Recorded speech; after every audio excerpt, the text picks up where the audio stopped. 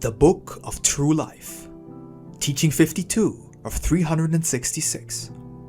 The Master teaches, Call to spread the new message, and Heaven and Hell are states of the soul. Divine Revelations, Mexico, from 1866 to 1950.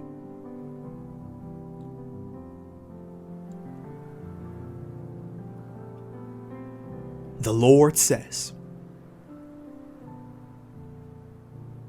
Nourish yourselves with my divine being.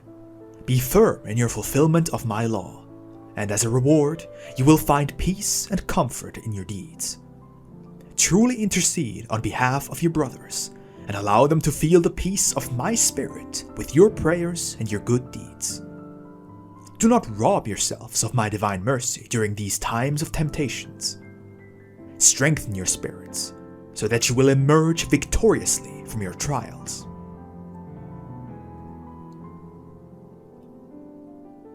Intercede and be kind even to those who do not love you. Imitate Mary, your heavenly mother, the divine intercessor, she who intercedes on behalf of those who place their hopes in her, as well as those who have closed their hearts to her, and even those who deny her purity and divine nature.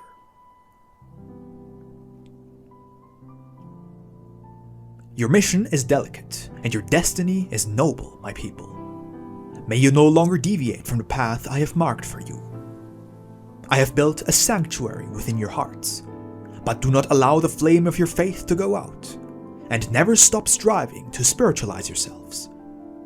Do not keep your temple shrouded in darkness, for if someone were to knock on its doors, he would not find the light he seeks, nor would he hear the echo of my voice. Carry my presence and my word within your hearts. For truly, I say to you, that no one will be able to destroy your sanctuary, nor make you regress along your path. Who can keep you from loving me?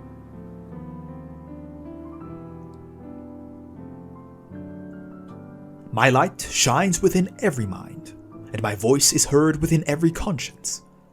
Nevertheless, men do not wish to recognize the time in which they live. A multitude of people will need to prepare itself to bring the good news to humanity, and I want it to be these same people I have selected to hear my divine word. If I am always telling you to prepare yourselves, it is because you will have to offer testimony of my manifestation through human spokesmen. Your testimony will not be limited to repeating the phrases you will have learned from me, for you will also need to offer proof of your spiritual authority by converting stubborn sinners, by healing the terminally ill, or by any other deed I have taught you. Remember that if you arise to preach love and mercy without first having reached a certain level of spiritualization and regeneration of your lives, you will be imitating the hypocritical Pharisees who advertised their false virtue and hid their perversity. I do not want anyone disingenuous or hypocritical among my disciples.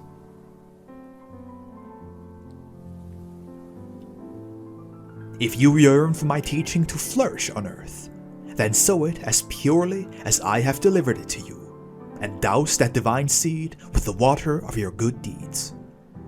Go on your way with complete faith in my protection.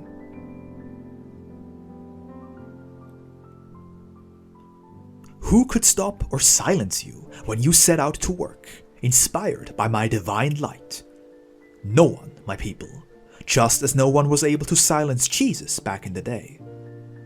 Whenever he did grow silent in the presence of some sinners, then it was to give you a lesson in humility, since with his deeds he offered testimony of the truth of his word.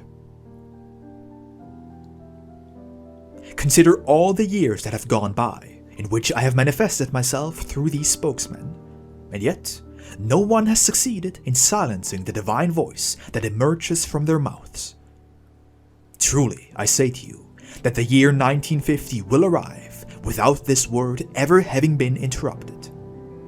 However, once that year comes to an end, my nightingales will cease to mediate my teaching, for I will have concluded all the revelations I needed to give you at this stage.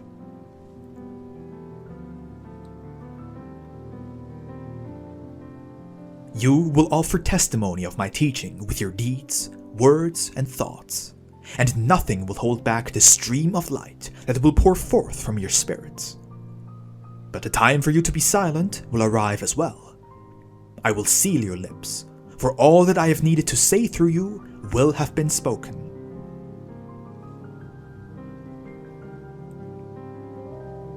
I want all of you to unite without discriminating against one another, simply because you attend different houses of prayer. For all of you have received the very same teaching. The light that illuminates each and every one of you is the same.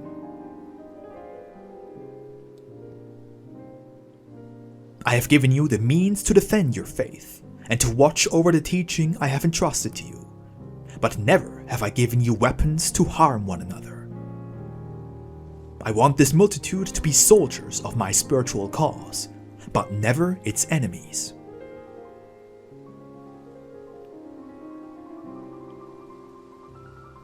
My secret sanctuary was opened during this time to transform those poor in spirit, as well as those who hunger and thirst for justice, into possessors of a spiritual treasure. Are you not content with this? Do your hearts not tremble with gratitude, O my people? Yes, you tell me. However, I do not wish for this yes to be a word, or even a thought. No, instead I want you to express it in deeds of love towards your brothers. I tell you now, rest for a few moments from your earthly hardship. You have traveled far, all the while carrying a painful burden. Come to the fountain of grace, to drink from this water that offers salvation. You may be weak now, but soon you will become strong, enabling you to fight for my cause and confront the trials head-on. Prepare your sandals, for a new path awaits you. Thereupon, you will encounter endless opportunities to sow love and mercy. You are fearful still, and that is why you hesitate to announce this new era to humanity. You must understand that what the Father has given you belongs to your brothers as well, and you must make it known to them.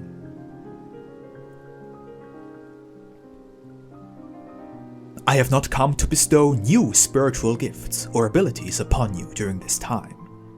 That which you have come to realize belongs to you has always been present within your spirits.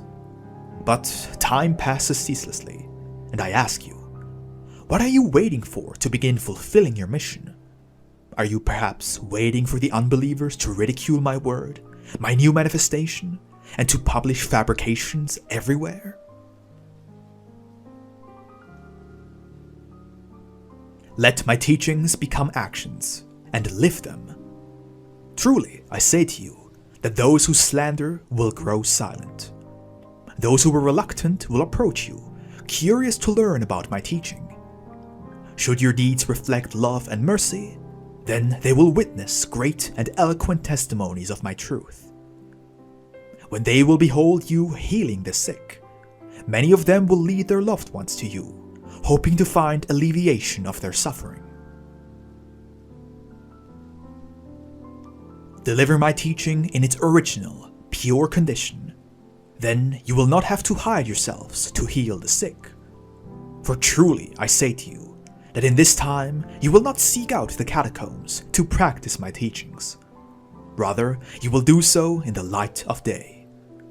Do not fear, for even if you are not believed in your home country, soon you will travel to other lands, where you will find fervent hearts.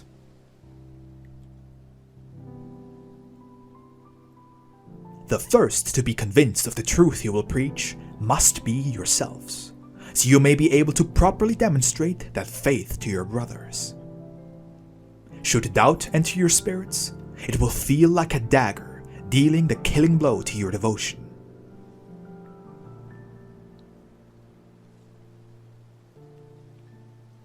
Three eras have already passed.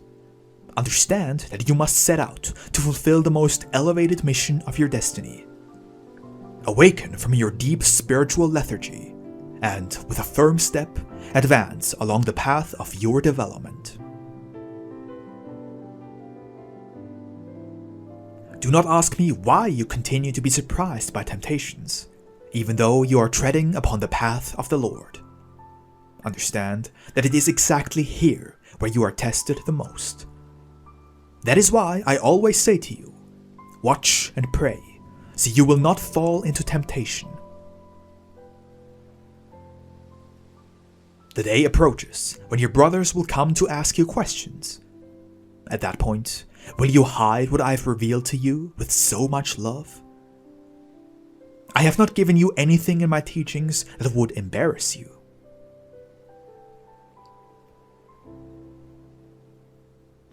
Do not wait for the lamentations and the rumors of war upon this earth to grow exponentially before you decide to pull yourselves together.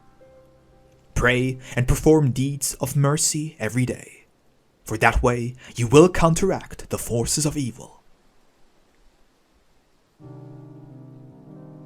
Should any one of you not prepare himself to fulfill his mission, then it is because he is unaware of the gifts I have given his Spirit. Blessed are those who know how to find the spiritual meaning of my word, for this heritage will be theirs. The seekers of the divine truth are those who have always sought their Creator. These will discover the presence of the Master within this humble manifestation. On the surface, my manifestation during this time may seem meager, but truly I say to you that I have erected a sanctuary in the hearts of those who lend an ear to my word. Do not assume that there exist hierarchies among those I have selected in this era. I love all of you the same. Do not assume that the spokesmen of this manifestation have earned this gift through their own merits.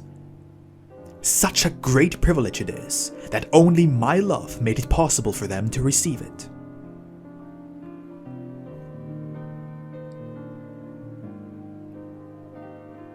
This mission is difficult to fulfill for those who have received it. The weight of this cross is great indeed, for without abandoning his worldly responsibilities, the spokesman must reach a level of spiritualization that will permit him to receive the divine ray of my inspiration. There are moments when you are astonished that God can be with you and manifest himself with so much love. You are amazed because you are well aware of your own blemishes and imperfections, and you feel unworthy of the great love that the Father has for you. Since you judge me as you are used to judging yourselves, my love has always surprised you. Why do you believe that anger, vengeance, or selfishness exist within me? I say to you that when you allow yourselves to be judged by the light of your conscience, humbly and sincerely confessing your faults, then you become worthy, and I descend to speak to you of my kingdom. For your sorrow over having offended me assists you in purifying yourselves.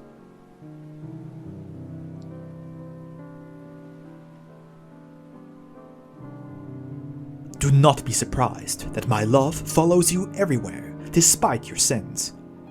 You are all my children. In this world, you have a reflection of God's divine love in the love of your parents. You may turn your backs to them, reject their authority, disobey their orders, and ignore their advice.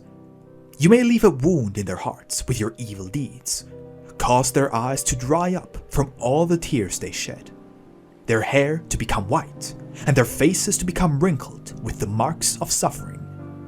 But in the end, they will never cease to love you, and they will only have blessings and forgiveness for you.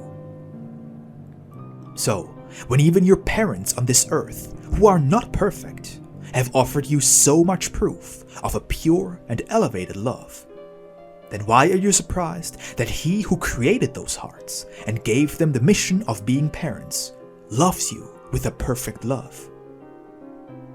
Love is the supreme truth. For the sake of truth, I became man, and for the sake of truth, I died as a man. During this time, I do not demand any sacrifice of blood. Nevertheless, there are those who have given their lives in my name, momentarily blinded by their fanaticism after having lived an impure life on earth. Acts such as these cannot grow a true harvest. They only continue to foster fanaticism. That is why I tell you to truly believe the words you speak, and to live your life according to what you teach. Nothing will give a more veritable account than your own life. Do not be surprised by my love, and do not doubt it either whenever you must empty a very bitter cup in this world. Man may sink ever deeper. He may be saturated with darkness, or hesitate to return to me. But the moment will come for all to feel my presence within their very beings, to no longer believe me distant, or consider me a stranger, and to no longer deny my existence, my love, and my justice. Just as man may create for himself a spiritual peace on this earth, similar to the peace of my kingdom, so may he also lead a hellish existence, saturated with vices, evil, and remorse as a result of his perversity. Even in the hereafter, the spirit may encounter worlds of darkness, perversity, hatred, and vengeance, all according to the spirit's passions, desires, and degree of confusion. But truly, I say to you, that the heaven as well as the hell which men visualize only through earthly figures and images are no more than different stages of the spirit's development. One stage is the highest level of perfection achieved by a spirit through its development and virtue. The other is a stage where the spirit lives in a state of darkness, vices, and confusion. To the virtuous spirit, it makes no difference where it finds itself, for wherever it may be, it will carry within itself the peace and the love of the Creator. On the other hand, the impure and disturbed spirit can find itself in the best of worlds, but will continue to feel within itself the burning remorse until it has been purified by said remorse. Do you believe that I, your Father, have created places specifically for the purpose of punishing you and eternally exacting revenge against you for your sins?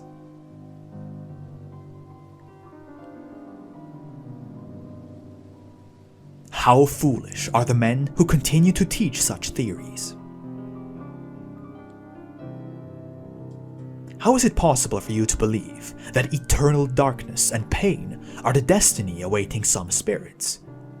Though they have sinned, they will always remain children of God. If they need to be taught, then here is the teacher. If they require love, then here is the Father. If they yearn for forgiveness, then here is the perfect judge. He who neglects to seek me and correct his faults will be unable to reach me. However, no one will be able to resist my justice and trials. You may only reach me when you are pure. Disciples, should you not understand the word the moment you hear it, then keep it in your mind, and during moments of rest, remember and analyze it. Then you will come to understand much of what I have taught you. If you do not retain this insight, then what will you pass on to the multitudes who will soon arrive?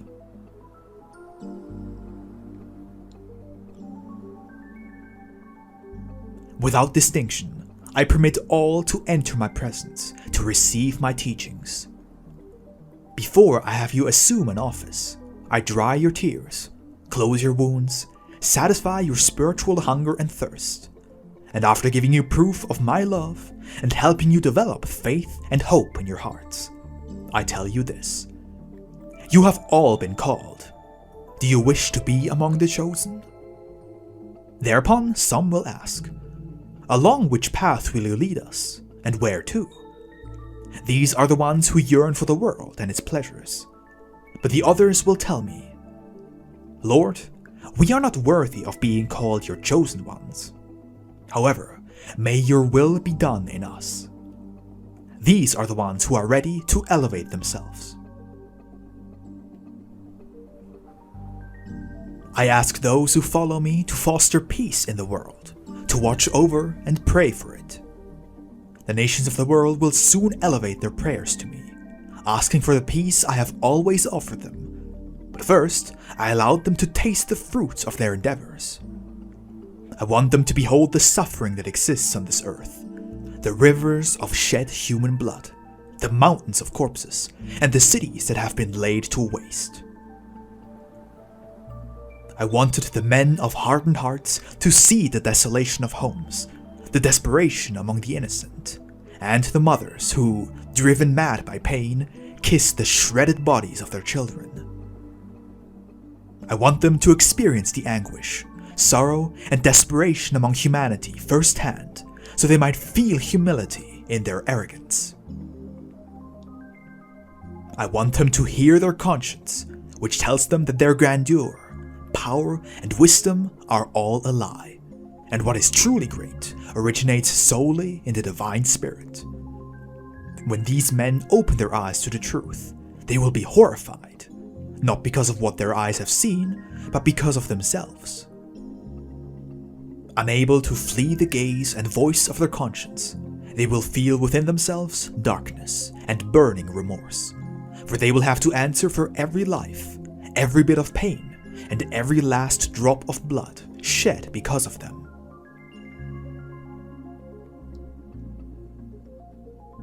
However, I will not only hold them accountable for what they have done to the lives of strangers, but also for what they have done with their own lives, with their own bodies. Who can say that he has come to me in spirit at the exact moment when the clock of eternity called him?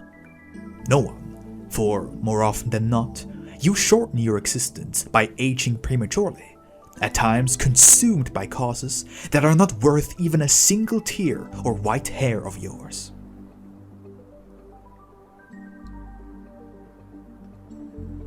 My justice is perfect and unyielding, and it originates from the pure love of your Creator, and I only ask you to leave the pleasures of the world behind, to come to me and hear my word. The Master gladly opens his book of perfect teachings to delight you with a new lesson. How often was just one of my laws enough to save you? With this, your spirit has awakened and become aware of the mission it has received at the very beginning.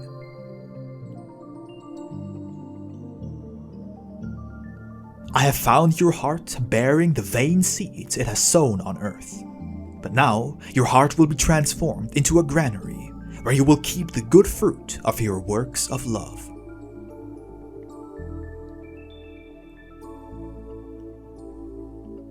From among the multitudes, the great sinners will arise, those who have stained their spirits with their sensuous desires, who have dishonored their brethren, debased the elderly, robbed strangers, tainted the innocence of children, and murdered their fellow men, either in body or spirit. Coming to hear me are those who desecrate their homes, who ridicule divine and human laws, and who destroy the faith of the human heart. When they hear my word, which touches the most tender part of their hearts, they say, "It is the judge who speaks, but how gently he makes us understand our errors, and how tenderly he teaches and corrects us." Once these hearts have left the house of prayer where they heard this voice, they seem to see life and everything around them not only illuminated by the natural light, but also bathed in a divine light, speaking to man through all of creation. He who previously led a materialistic life, filled with physical pleasures and sin, but who now has become purified, then witnesses a marvelous life appear before his very eyes. Before his spirit, a new existence, one he would have never expected to behold, a life filled with revelations, promises, and inspirations.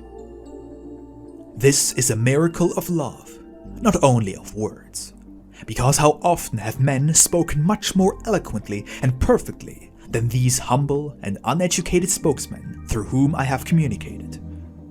However, the essence contained in every single one of these words could only have originated from the divine love.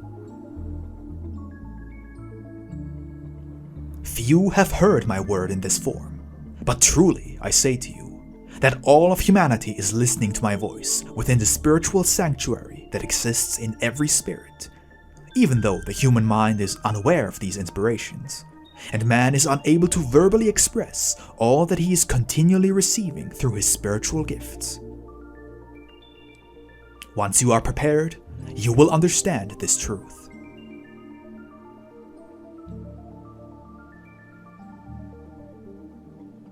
In this third era, Elijah is the shepherd who rescues you from dangers day after day. He is the one who enters your bedroom when you pray, the one who accompanies you in the solitude of the desert, and the one who follows you on long journeys. Wherever you need someone to defend you, or a voice to give you courage, there is Elijah, the spiritual shepherd of the third era.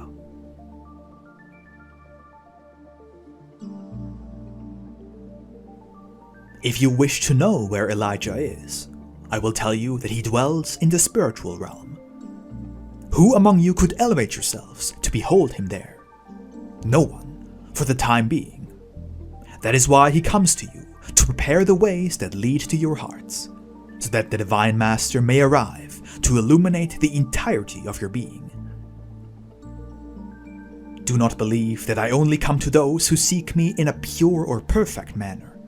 No, I come to all who seek me, those who kneel before idols, and even the one who visualizes me through forms and ideas that are far from the truth. Each and every one of you seeks me according to the capacity of your spirit, and I will not extinguish any potential faith you might have concerning the existence of God.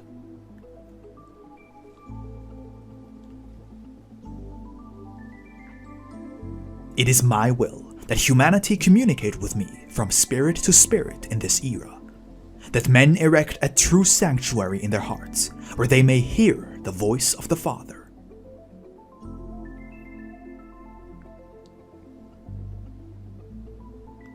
To attain that level of spiritualization, men will have to engage in great religious battles, awakening the slumbering spirits in the process, and helping them to behold the divine truth. Don't you think the time has come for men to offer God true worship and tribute, worthy of the one who receives it, as well as the one who offers it?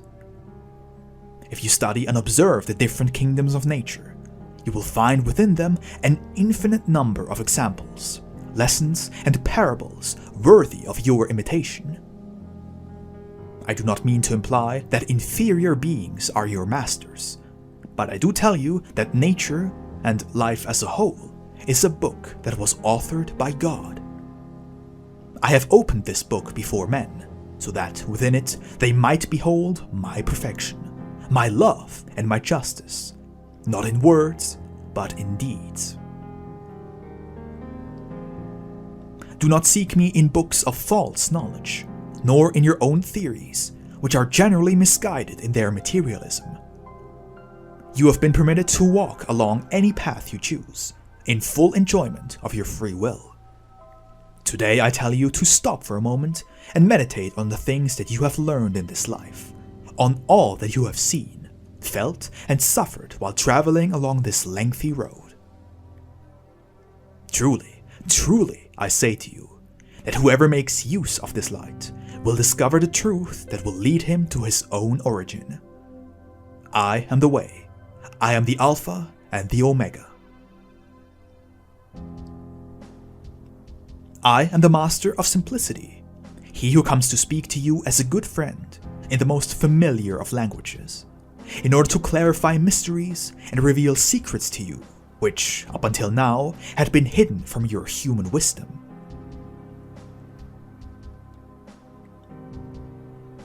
give your spirit the opportunity to refresh itself in the contemplation of the divine things and the practice of the laws that govern it. Do not consider this life the only one, nor consider material work as the sole means to achieve satisfaction. Do not limit yourselves to the love of your family, for your family extends far beyond that which you know of. Selfishness is not a seed of God. Men have loved this life so much that, when the time comes to depart to the hereafter, they rebel against my will and ignore my call. They reject the peace of my kingdom and ask the Father for more time on this earth, so they might continue to keep their temporary possessions.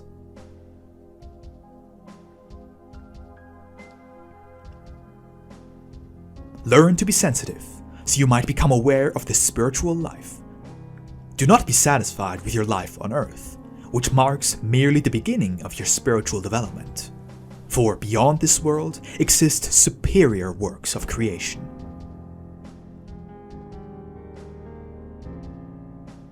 Do not even attempt to reject death when it is my will for you to depart from earth. And do not seek the scientist to miraculously prolong your existence, thereby opposing my will, for you will both bitterly regret this mistake. Prepare yourselves in this life, and you will have no reason to fear your entry into the hereafter.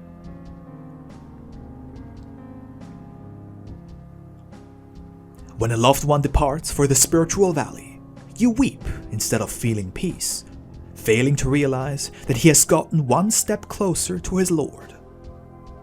On the other hand, you celebrate when a new family member joins your household, because at that moment you forget that this spirit has come to fulfill a restitution in this valley of tears.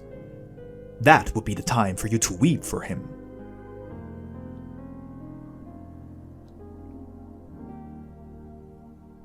When will you begin to feel towards strangers the way you do towards your family? From a single matrimony emerged numerous beings that make up this humanity, which soon divided itself into families, tribes, peoples, and nations, from which, in turn, emerged the differences in customs, languages, and religions. These differences created hatred and separated people from one another. Wars and rivalries arose. The seed of Cain has produced much fruit. But now that the spirit has developed and your knowledge has increased, why is it that you continue to see each other as strangers, hating and killing one another? Today, you know that all spirits were born from my divine spirit, that all human beings descended from a single pair of human beings, which makes you brothers in spirit as well as in blood.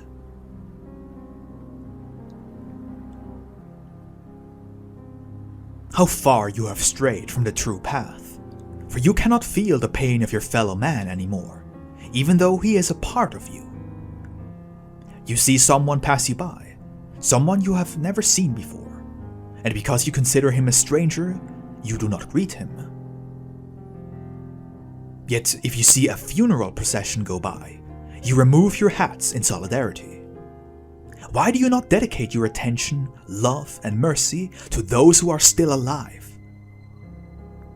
It has been my will for mankind to eliminate the boundaries and differences that exist on Earth, yet men have not wanted it so.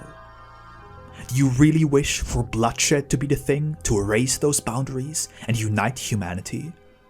Do you want war to unite the races? From the beginning of time, I prepared a nation of people to recognize and love me, so that it would act as a torch among humanity. These people have been strong at times, but weak at others. Today, I have them return to Earth to have the prophecies fulfilled. This is the nation that has spiritually received the 3 testaments, and because it knew that I was communicating through human spokesmen during this time, it did not dare to publicly deny me. Their spirits remember that they cried out in the second era, "Crucify the impostor," and they had to suffer ever since. Today, many of them have believed in my return, while others have not. But these will believe as well after my departure at the end of 1950, because they will see my prophecies being fulfilled. That is when they will say to me, "Lord, when you spoke to me, I doubted. But now that you have departed and I see your word fulfilled, I believe in you." Before this manifestation will cease, those whom you call foreigners will arrive. And even without clearly understanding this word, due to the differences in language, they will nonetheless feel their spirits at peace and nourished by my divine being. It is my love they will feel within their hearts, and you already know that love is the language of the Spirit. These foreigners will also set out to follow me, for my people are scattered throughout the world.